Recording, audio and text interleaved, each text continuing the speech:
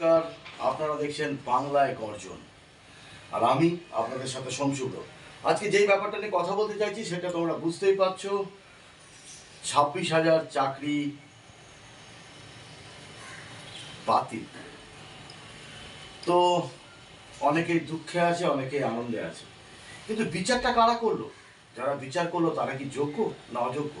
আমার তো মনে হয় অযোগ্য দিয়ে অযোগ্যদের বিচার করানো হয়েছে, তার জন্যই এইরকম একটা ডিসিশন আসা গেছে। যোগ্যরা অনেক কিছু ভাবতো যে কারো ক্ষতি হয়ে যেতে পারে, একে বাঁচানোর চেষ্টা করতে হবে, এইসব ব্যাপারগুলো, কিন্তু অযোগ্যদের মাথায় এইসব আসে না। এরাও ঘুষ দিয়ে চাকরি পেয়েছে আর এরাও ঘুষ দিয়ে চাকরি পেয়েছে। সেই একটা বোধ হয় রেষারেষিতেই 26,000 বাতিল। তো এখন কি করবেন বলে ঠিক করেছেন সেই সমস্ত শিক্ষকরা? এক চাষে খাটতে হবে। অবশ্য দিদির 100 দিনের কাজ রেডি আছে, ওখানে সম্মানের সাথে কাজ করতেই পারেন, কিন্তু কষ্ট করতে হবে আর কি।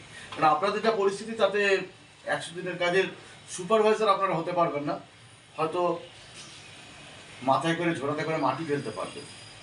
এটাই আপাতত করুন, আর তার সঙ্গে পড়াশোনাটা মন দিয়ে করুন।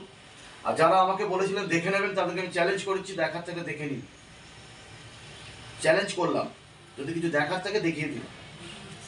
আপনাদের মতো নির্লজ্জরা অনেক কিছু পারে, কারণ আপনাদের পেটে বিদ্যে নেই। আপনারা আজকে যেটা করছিলেন সেটা খুব খারাপ একটা কাজ, তার কারণ আপনাদের জন্য অনেক বাচ্চার ভবিষ্যৎ নষ্ট হয়ে গেছে।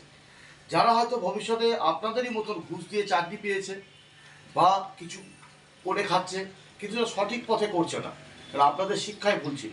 তো যাই হোক, এত কথা বলবো না, আপনারা ভালো থাকুন, সুস্থ থাকুন, মাটি কেটে খান, 100 দিনের কাজ দিদিকে বলে জোগাড় করে নিন, একদম ভালো থাকবেন। জয় হিন্দ।